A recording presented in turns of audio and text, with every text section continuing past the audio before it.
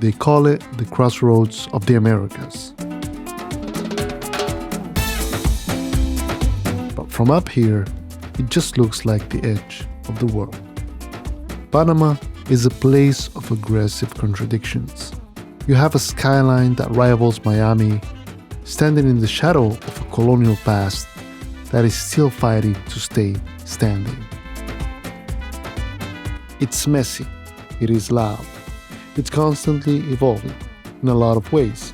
It reminds me of the market, specifically the volatile, high-stakes world of biotech. I came here to track down a voice that has been a compass for me and thousands of others navigating that volatility. Jonathan Faison, founder of ROTY community on Sikinapa. He's not on Wall Street. He's here, living the digital nomad reality that most people only dream about on Instagram. He's built a life on his own terms, funded by discipline and insight. All right, shall we go check out the co-work? Let's go. Gracias, Jesse. Co-work, okay. I'm guessing it's up here. Again, I usually like to do co-works for the morning, and then we do cafes for the afternoon. Hey, look at this, it's actually pretty nice. Look at all the offices on this side. Really Nice. workspaces here. Not bad at all.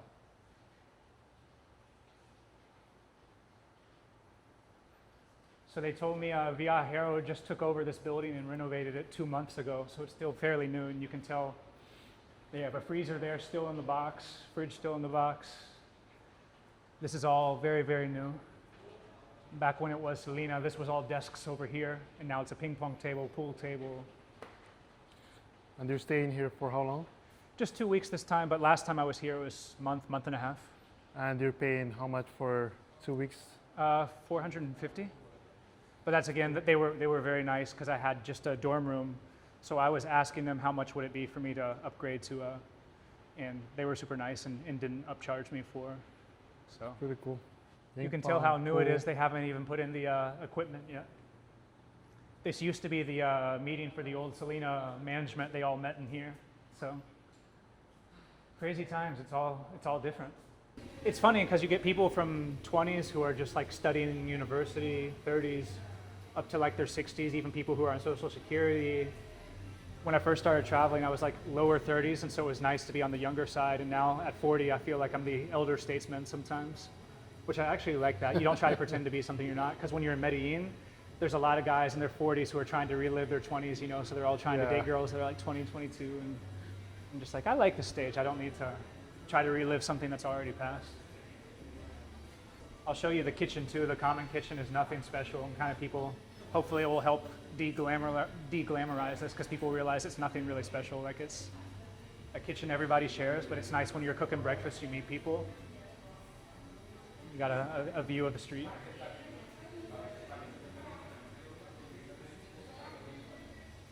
There we go.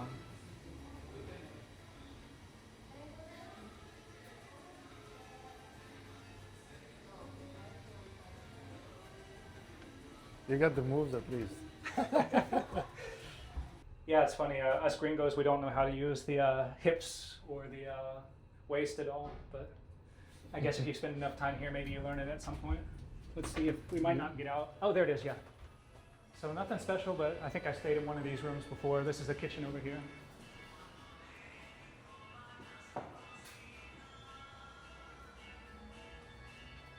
¿Cómo vamos, amigos? ¿Todo bien? So everybody shares their food in here. Put your stuff in a bag. Hope nobody takes it. Put your name on it if you can. They actually have a thing here where you put your name on it, Sharpie. At least having water included is nice.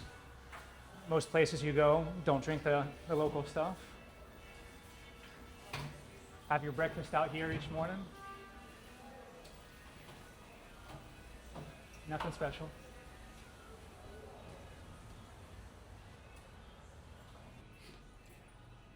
We got an elevator. Now we're checking out the room.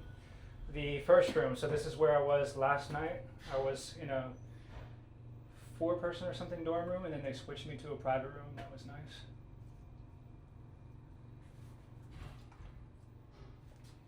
Yo reconozco a alguien. ¿Cómo no? Mi amor.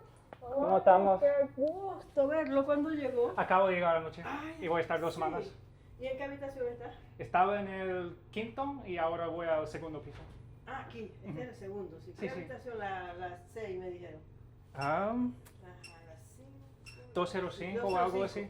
Ahorita abajo voy a sacar mis cosas y Ah, regreso. cómo no, está bien. Ya ¿Cómo ha está, estado? está bien aquí dándole. Ah. Mi esposo murió. Ah, lo siento Sí, mucho. Ni cómo más no. sentido pésame. Gracias. ¿Cómo está Bueno. su hija? Ahí estamos pasando. Ok. Estamos viviendo el duelo. Hace poco pasó. Sí, hace 3 meses. Ok.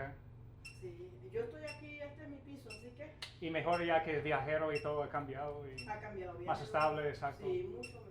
Ah, me alegra. Ahorita abajo. ¿Cómo no? Para servirle. Listo. So she works here. Yes, her husband last time I was here, he was with cancer, and she said he just died 3 months ago. So before she was working all the jobs and her daughter, and they were all just trying to take care of him. But she, before she got fired here just because they were downsizing, Selena went bankrupt. So the nice thing now is she's doing better because now it's Viajero. They're a much more stable company. That's really cool to run into her. I didn't expect to see that. I didn't know if she still worked here. Her daughter was like the head of the front desk before. But since I didn't see her daughter, I assumed they were no longer here. But looks like some of the same people are here. That's pretty cool. Yeah.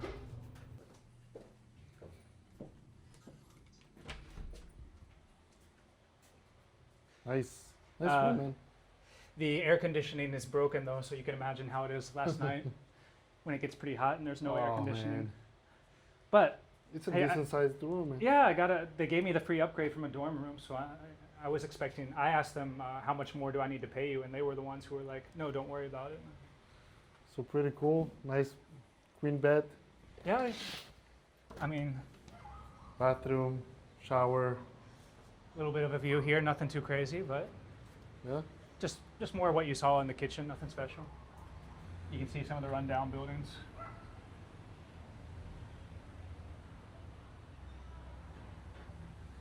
Pretty cool, man. Yeah, Thanks for sharing all of this. con mucho gusto, my friend. Let me get my stuff, and we will go to. So I don't know what to expect with the other room. The guy who I talked to last night when he gave me this, it's already a step up from a dorm room. So I said I was already thankful. I was like, I'll just stay here. I'm fine. And he just gave me this look on his face, like, no, you need to go to the second floor instead. So Well, just listen to him. You need yeah, any yeah. help? I was like, I'm good here. He's like, no, tomorrow you're moving. I'm like, So okay. you are basically traveling all around Central and South America with this. Is this all your stuff? Yep. It's funny, like my first time traveling, I had like 2 big suitcases, and you take everything with you.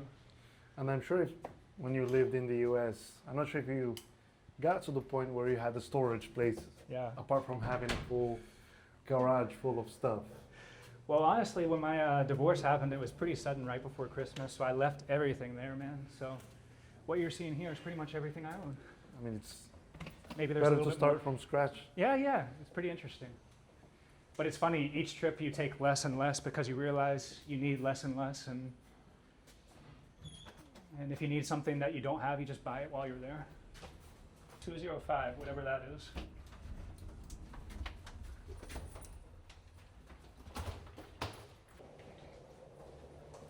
$205. The big reveal. We'll see what we have. Okay. This is a really nice room. I was not expecting that, but I'll take it. So you have a living room, A little mini something or other.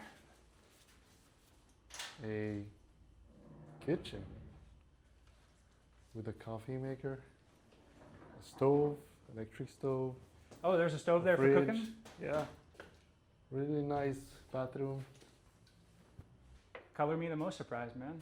That was really nice of them. They didn't have to do that. Like I said, it's interesting when you go to these hostels, what I'll always do, or even Airbnbs, whatever, you stay for a few days, get to know the owner. And if you're honest, you're like, hey, I'm on a budget. Is there anything you can do to help? It's not like you're forcing them or demanding. You're just like, so I was expecting to have to pay for the upgrade, but that was... It's pretty nice. Yeah, it was very gracious of them. Like I said, the new management at Viajero knows their stuff, like the way they treat people. This is, and I don't want to talk bad about Selena, but this is much more better organized than Selena was. You have a chair. Now you got my vecino.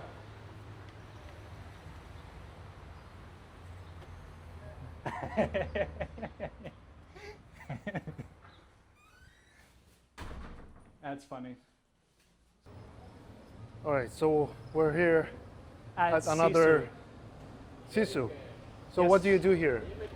This is a place for working. This is my favorite table for working right here with all the power cords. Very nice. From a local family. Hola. ¿Cómo le va? ¿Qué tal? Podemos- Gracias. How you doing? Gracias. Very, very, very nice place. You definitely have to try our coffee here, man. It's It's gonna be pretty my insane. fifth Have you coffee tried today. geisha coffee before? Geisha is the coffee that's found only here or whatever. Really? No, I Yeah. never tried it. Let's do it. Yeah. I might have to do a chocolate cookie while we're here, just because it's a coffee with cookie with coffee infused into it. El pour over es geisha también o no? No, el pour-over es otra variedad de café que se llama café. Para mi amigo quiere un cappuccino, para mí un pour over está perfecto. Vamos un geisha porque él tiene que probarlo y un chocolate chip cookie. Do we want any real food or are we sticking to that for now? Oh, up to you. the coffee smoked brisket sandwich too. Gracias. Por acá, por favor. Eso ni se pregunta. Sí, tengo que preguntar. I know. El geisha, el barbecue. I'm ready. ¿Cómo?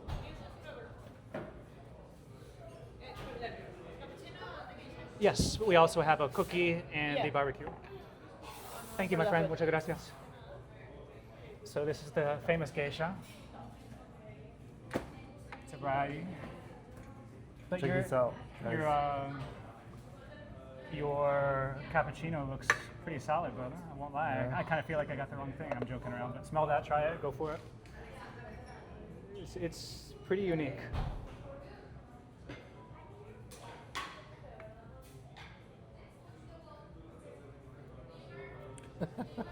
Feel Really, really nice. I see the food coming. So even the barbecue here has coffee infused in the barbecue. Wow. Coffee infused coffee. Coffee infused coffee as well? Coffee and basically everything. Hey, sure, we can move it. I'll try the cookie. Ah, this looks amazing. Look at this. Huge. Show them that. Let's show this. Coffee infused barbecue. It's ready for your ex picture. Yes. Oh man, I hate when you do that. This looks really, really good. That cookie is my favorite. And it's man. warm. Now you see why I like this cookie so much? Best cookie ever. Are you working on any new ideas, new tickers? You don't have to go in details because that's why you have the community, right? And your weekly posts, but just sure. an overview of what you're looking at. No, I'm happy to. Because at this point, There was a guy who messaged me on X, who he's well known and he was following for a long time. And my philosophy, like my uncle likes this book called Go Giver. It's on my list. I haven't read it yet. But the idea behind it is basically that you give to everybody, you add value.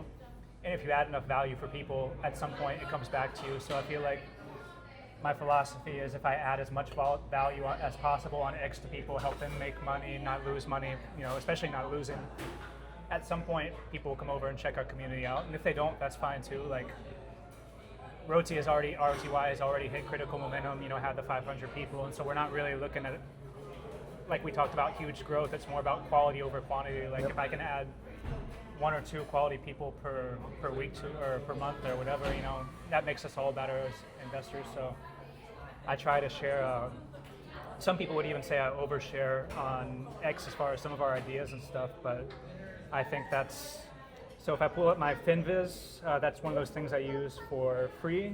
No, it's not working right now. But I have 2 lists. One is Playbook, which is I publish once per month, and that's, if you think of it like chess, you're planning your next 8 moves. So I think I have that list on my phone. So potential, ideas where I've already written the full trade post. I have all the due diligence on there, and literally all I have to do is click publish. So many of these I've been working on for the last weeks, months. Some of them have been a year or more, adding the Your notes to every So chart. one that probably we haven't talked about, so we'll make this one an exclusive for you, is Telix, TLX, which is a radiopharmaceutical pioneer. So they're more like, if you think, what's that other one, Lantheus, where they're all diagnostic imaging plays. Telix has 2 parts. They have the imaging business, diagnostic, which is growing, had some more products approved. And then they have the therapeutics, which is very early, very deep, could be worth a lot, but it's very early stage. So what I like is it gives me the safety of commercial approved and sales growing. It was like a recent call, the CEO sounded pretty confident on the forecast for next year. So for us, the ideally would be enter while it's at lows. It's fallen from like $20 to like $8. And then ride it for multi-year growth sales-wise for the pipeline. It's a bit of a special situation. As usual, somebody else in chat found it before I did. In this case, Mike from New Zealand, Mike from NZ, who he worked a hedge fund for a long time, and so he finds stuff a lot earlier than I do. He's already in it full size. The issue is their prostate therapeutic program, which is early stage. It's only like phase 2, 3, like the first part of the phase 2 study. I think they have an SEC investigation right now on it, and so people are scared of the stock, and that's why it's down at 8. But you have to remember that aspect of the pipeline is one very small part versus the commercially approved diagnostic agents, etc. So is it, because I've read something related to that, is it that company that's making fluids for the diagnostics? It's making what? Fluids?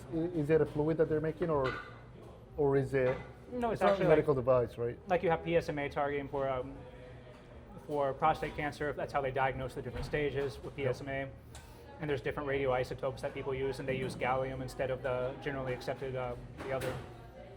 So again, it's just one of those ideas where you're buying at lows, maximum pessimism, and you're looking at sales growth 2026, 27, 28, and where the pipeline is going, and you're expecting at some point, like I think it was TDM Invest in chat said, it's that spectrum of optimism to pessimism, hope. What is it, like hope? He uses the hope something index. But right now it's the exact bottom where nobody likes it. And that doesn't mean it couldn't fall from 8 to 5. Also, I don't know what's going on with the SEC investigation, so I'm keeping an eye on that. But all the management presentations I listened to, they just sounded pretty honest from my end. Like they had 2 complete response letters this year for 2 products that were going to get approved, and it was all like manufacturing related. Because radiopharmaceuticals diagnostics is so new, they're breaking new ground, and one of the negatives of that, one of the cons, is the FDA doesn't know how to deal with it either, and so new regulation, new rules. So they're going to hopefully get both of those products resubmission for the CRL next year. But I like that some companies, when something bad happens, they'll just kind of shy away from investors. And the company held a conference call just for the CRL, and it was like a mea culpa. Here's what we did wrong. Here's what we can do to improve. And they answered like not only did they answer the analyst questions, but they actually asked them to fire away, bring more, and that level of candor, of honesty. Yeah, that's nice. I want to see if you catch the. It's so. You don't even need a knife. It's so tender. You don't even need a knife for it. You know it's good when you don't need a knife. It's really good. Really, really good. So one of the challenges of First in Class is educating not only the public but also the prescribers, right? Doctors, hospitals, Um, and something very curious when I started the channel. I started to see people who suffered from the illnesses watching my videos. And I realized that because right when I started talking about financial stuff about the company, the views dropped dramatically. Okay. And That's interesting. started getting people reaching out to me via email, through comments, or via X or Twitter, thanking me for letting them know about a recent PDUFA approved drug that maybe could be used by them. Okay. Right? So I believe that these are the people that go to their primary care doctors or specialists way before even the farm reps get to them, requesting maybe to try these new drugs or treatments. So for a moment, I thought about switching the channel to only show the new PDUFA approvals and avoid the financial part. But then it's not really It's not what I interests- like. Yeah. If you've seen, I've moved all the financial part towards the end of the video. So the first part of the video is explaining the illness, explaining what the new drug is, explaining how it's useful or better than others. Okay. So I can get those viewers to understand if they're suffering from the illness or a loved one, to understand that something new is coming. And then if they would like to invest, or these are the investors, then they can finish the video. So it's like you're trying to appeal to multiple audiences. It's hard, but I try.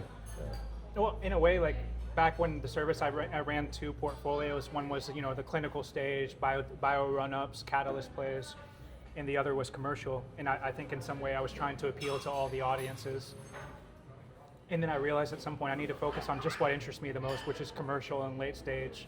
Especially, there's a lot of growth investors out there who they stay away from the biotech sector because they're afraid of binary risk. But once something is approved and the sales are ramping, that's when they get interested. So I like getting into those before that group finds them. But a lot of people who quit ROTY when I made that transition to focus just on that area, and that's when I realized, like you said, you have to focus on what interests you the most, and people will choose to follow us, and others, if they don't find value in what we do, that's fine too. Like you can't be all things to all people. You have to focus on what you do, and you'll attract the right audience. Like I think you've had more inquiries into your videos, and at some point, don't be surprised when you get more sponsorships or whatever, or however it leads, or Yeah. So we started the day in church, and I know how important faith is for you. I mean, you've mentioned that faith has helped you through like the rough times, Definitely. and also really helped you stay grounded during like the best times, the peak times, the times where you've made the most money, where you felt like you were on top of everything. So my question to you is, I know you don't know this question. How do you ever pray before a PDUFA date? Before that cut off, that's what we were saying, and it caught me completely by surprise. No, not for that. No. Like we said, if there's you think of the student who prays before an exam because they didn't study, and that's why I think I've always said when people pray, that's not a strategy for investing.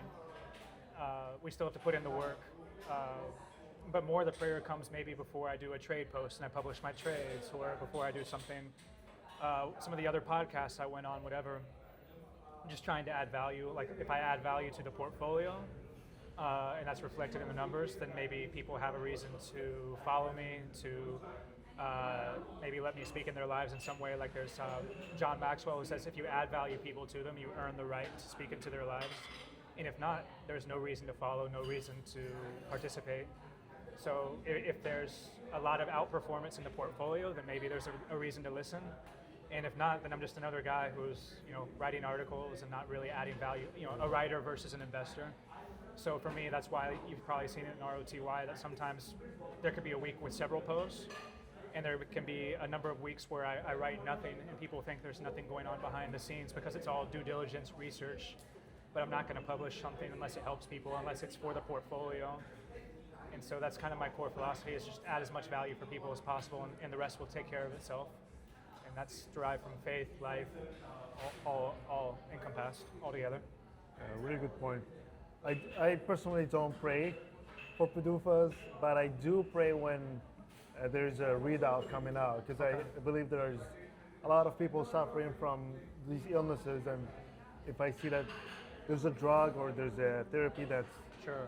potentially can change not only the person's life but also the family, as we've been discussing before, like how a person's health really affects not only them but all the people around them. So, do you pray on readouts as well? No, I don't. But that's interesting you say. That didn't help investors in Moon Lake. That was the one. No, but to be fair, like that's different where there's a lot of drugs Yeah. approved versus something where there's nothing. But I think you make a great point that so many times we think just about patients, but not about their families. I told you, my family, whether it's my mom with Parkinson's, or another family member who went through a situation that we talked about off camera, that we forget that the family is the one who's primarily affected as well, not just the patient. And, you know, whether it's caregivers, parents having to give up their jobs to take care of their kids, or their parents, or their spouse. That's something we forget as investors. Yeah.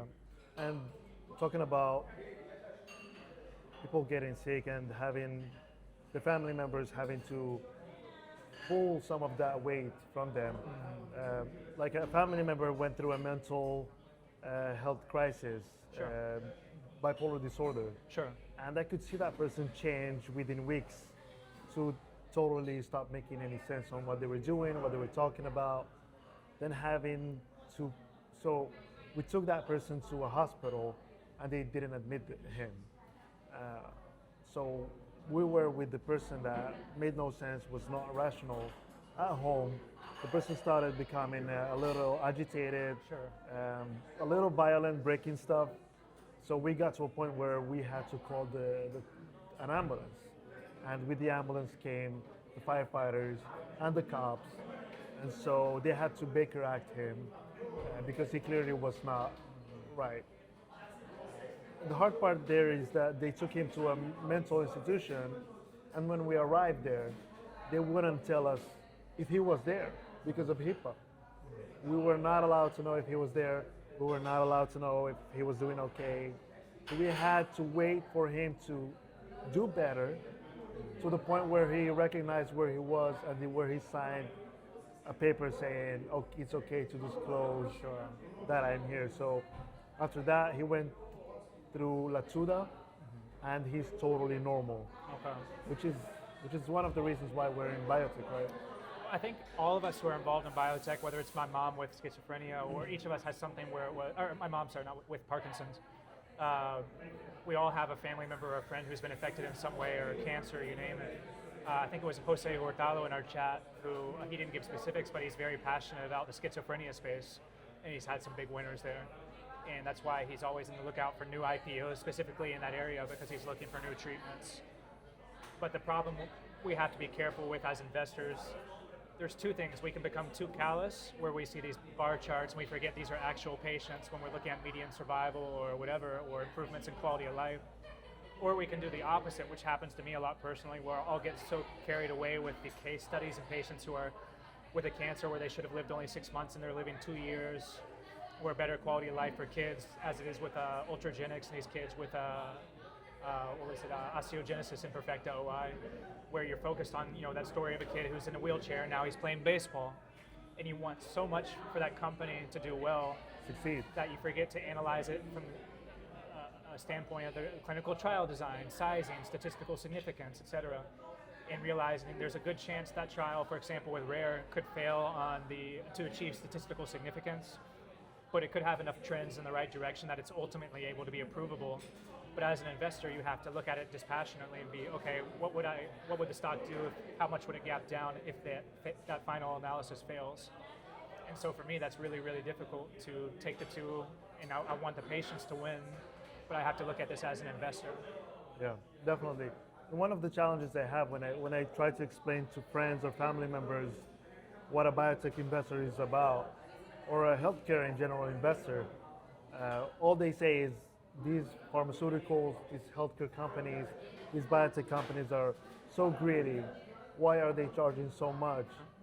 but I think they don't see that most of these companies fail way before even getting a drug Sure. to phase 3, and so there's millions of dollars being lost. What do you think about that? Yeah, like we said, if there's a 90% or whatever failure rate, then a company is basically spending, whether it's maybe lean design trials, so it's only 100 million, but sometimes it's up to $1 billion or more to take a drug from preclinical to phase 1, 2, 3 with only a shot at success. And so imagine they finally do get a drug approved. Maybe it's their third candidate after the first 2 failed. And of course, they need to recoup their investment. That's why they have, let's say, a composition of matter patent or IP out to 2038 or whatever, is because they need that period of time to make up the losses, the investment, and then to turn a profit so they can in turn reinvest it in more drugs. And I think people forget that a lot. I'm sure we have examples of parts of the industry, especially pharmaceutical companies, Amgen, whatever, where they game the patent system. They try to make it last longer. Or people who buy a generic drug, and hike the price, Shkreli, et cetera. But people forget all the good they do too. Like Martin Shkreli's, his efforts led to, what was that drug approved in IgAN and now in sparsentan, and now it's about to be approved in FSGS. So you're going to have all these patients with who had nothing approved, and now they have another option. And people kind of forget about that aspect of biotech. So we tend to, and it makes sense. People on the outside don't know what's going on the inside, but sure there's some bad boys or bad situations, but you can't group everybody in there. Like, as we said, most of it's the PBMs, other areas, not necessarily the companies themselves. I totally agree, and I see why Martin Shkreli at the time did what he did, because the company was literally not making money or enough money to keep the lights on, and much less be able to fund something through the pipeline and bring other drugs to market. So there is a fine line between trying to take advantage Sure. of patients and just be responsible with your company and just let it die because you don't want to raise prices. Sure. Talking about pricing, and I'm glad that this administration is doing something about the price of drugs. Sure. Because I was on a cruise, I was in Croatia, and at that time, GLP-1s were a new thing. And I was planning my wedding 3 months away. I wanted to get Ozempic so bad. My wife wanted to get Ozempic. She wanted us to look great for, Oh yeah, for the the photos. suit, for everything. As we say, LGN. No, I'm just kidding. Look good naked. So what we did was stop by a pharmacy. We didn't need a prescription. We got Ozempic for $75, 1.5, I think milligrams. Okay. I can't recall. $75. The price here we checked was $1,500. I thought it was just crazy. I still think it's crazy that some people say, well, it's subsidized by the country. I don't think that's the case. I think there are different prices depending on the location. I wish I could understand why. Do you have any idea why that's happening? Do you see something similar here in South America where antibiotics are really cheap? Sure. Other types of drugs as well. Well, there's PTC Therapeutics where they bought that, what was it, a steroid that was generic or whatever, and they hiked the price on it to $2,000 or whatever it is. And my ex at the time needed it in Peru, and I bought it for like $30 for a blister or a box, versus it's like a couple thousand in the US. And I just remember looking at that box and being like, I posted on X because I couldn't believe but that's how it works. Like in these third world countries, you're able to get these drugs at a much lower price. So it's definitely interesting. I think it was my sister or whoever had to go to an emergency care visit recently in the States, huge bill, versus my brother's now in Germany, and he's like, hey, down here it costs next to nothing, and It's something that needs to be fixed in the U.S. and oh, definitely. the more people are aware of this, the more conscious they are, the more they can push the people in power to push these companies to make a change. Either it's the PBMs that should not exist, or all other areas from patient to, from pharmacy or pharmaceutical to patient. Sure. There is tons of things that happen that are eating margins, money, taking lives, because some I had like people. a friend who was like a venture capitalist type guy, and he was saying before he used to be focused more on the therapeutic side, and now he's focused more on the preventative, starting new businesses. And one was a lot of these pan-cancer tests that are coming out, like you think Grail or whatever, they cost a lot of money because it's out of pocket. A lot of insurance companies won't cover them. But how would that be for us as men if we were able to take one of these pan-cancer tests, and our insurance covered it once every few years, and you catch, theoretically, the cancer very early, so it's treatable, and it spares the healthcare system a lot of money because you didn't get to stage 3 or stage 4. So there's a lot of things that could be done in preventative health. If it were covered by insurance, people would do more and more of these tests and exams and so forth. A friend of mine in Peru, she had a pre-cancer, so it wasn't cancer yet, but it was like uterine, it was a growth.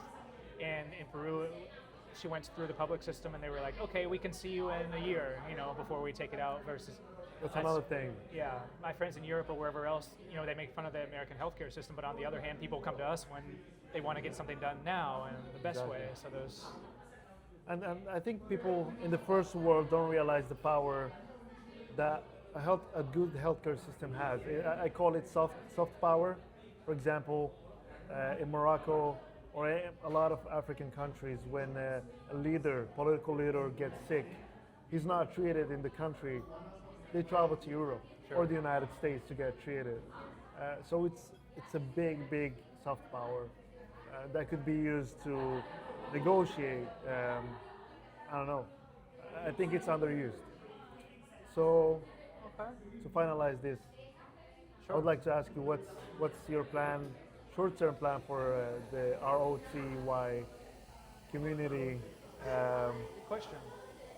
I mean, not to give a cliche answer, but as you know, I kind of take life one day at a time, so I'm not thinking more longer term. I'm a big fan of if I'm adding value for the portfolio, for other people, good things will happen. Like we said in chat, even in the last month, we've added some really key people to whether doctors or whether friends who are analysts. And if we can keep improving the community, maybe even just 1 or 2 quality ads per week, per month, it makes us the more informed viewpoints we have, the better decisions we all make. Like you said, it's fun being part of something exclusive. I love X. I always tell people, create your community on X, whatever. You can block people who don't add value to you. Yep.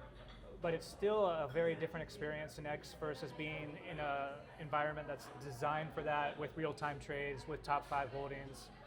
The way we try to help each other, it's not for everybody, but the idea is it's for some people. Whether we have newbies joining, I get excited about that because they hopefully won't have to go through everything I did when I started out. Yep. I think I told you one of my favorites is those new member threads where people introduce themselves and everybody jumps in, whether it's Tom, whether it's you, whether it's Jose, and everybody says hi to them. They share their holdings and we all criticize in a constructive way, like how could they improve. So I can't say where it's going. I just take it a day at a time, and that's the same thing when people ask me where I'm traveling from. And next year I was thinking El Salvador, maybe Argentina, but my brother's in Germany, maybe go say hi to him. Yep. Had a lot of friends in Asia lately. They've been telling me Thailand, Japan. Just take it a day at a time, man. I don't need more than that. That's awesome. Life is already better than I deserve. Like as you know from my story, I never in a million years imagined that life would look like it does now. So I'm just kind of like, it's just happy to be here. All bonus from this point. Whatever happens, I'm good. That's very cool. And I would like to really thank you for having set up the community, for maintaining it even through the bear market, hard times, for being there, staying positive when things weren't great, and for grounding us when things are, really popping off the charts. Currently with the XBI, I think getting to 120. Yeah, not to plug it too much, but again, I probably shouldn't have made it through the bear market. Like each time I was about to quit, it was people in our community who, when you're on the floor, you're in the fetal position, you're like, I can't do this anymore. And somebody who has no reason to realize that you're there, take notice of you, because they're higher up in the food chain. They're like, hey, you're gonna be okay. And they give you a suggestion, here's what you could do better, this. And so as I say, nothing that I have is original. It's all copied from smarter people, and I'm the product of a lot of people helping me when they had no reason to notice that I was starting out. So that's a thanks to them, thanks to you guys. You know who you are. That's definitely not me. Any special shout outs to either the ROTY members or ex-members? I think we've mentioned a few people, whether Jose, Tom, and all the group. anybody who follows and interacts, whether X or in the group, it's not just about the group. There's been a lot of guys on X who we've been in private correspondence who helped me out a lot too. Special thanks to your wife for being so understanding of your program and giving you that push you need to, and that's got to be really cool to have a supportive partner. A lot of guys don't have that. Just thank you to everybody, to you. As you know from my story this morning, I'm very appreciative to the Lord, my God, just because got me through a lot too. I shouldn't be here. My story is the story of a guy who made it through all these things that he shouldn't have made it through, and so Thank you, man. Cheers, man. Appreciate this. Yeah. Thank you.